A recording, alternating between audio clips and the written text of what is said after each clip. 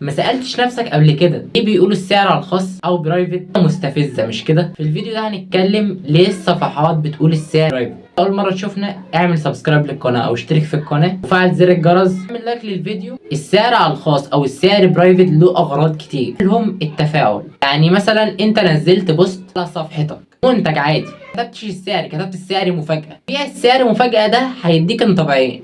اول انطباع ان السعر غالي قوي، وتاني انطباع ان السعر ايه، في المعقول، حاجه قيمه مقابل السعر. تاني حاجه التفاوض.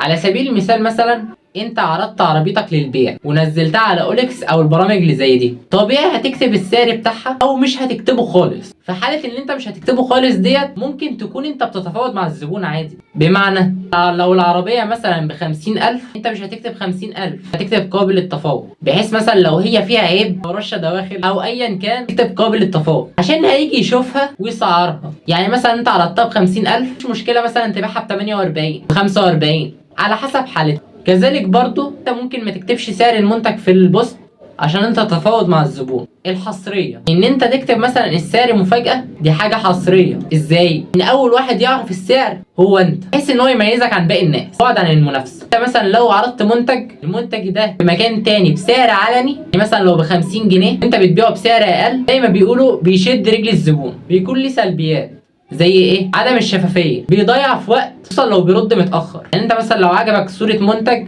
قعدته برايفت للمحل او ايا كان، ممكن يرد عليك حسب بقى، يعني ممكن يرد عليك في ساعتها، ممكن يرد عليك بعد 3 ايام. فدي بتبقى مضيعه للوقت ومخالفه القوانين. كان من فتره كبيره في مصر مانعين ان حد يقول السعر الخاص. طب هل في صفحه بتقول السعر في الكومنتات؟ هقول لكم، تعالوا، انتوا مش غرب. في صفحه اسمها باتر فلاي ستور. الستور ده فيه كل حاجه، اكسسوارات، ساعات سمارت، وحاجات كتير قوي. حابين تتابعوها؟ هتلاقوا اللينك بتاعها في الوصف، تابعوها واطلبوا منها. شغل عالي جدا، وبيقولوا السعر في الكومنتات.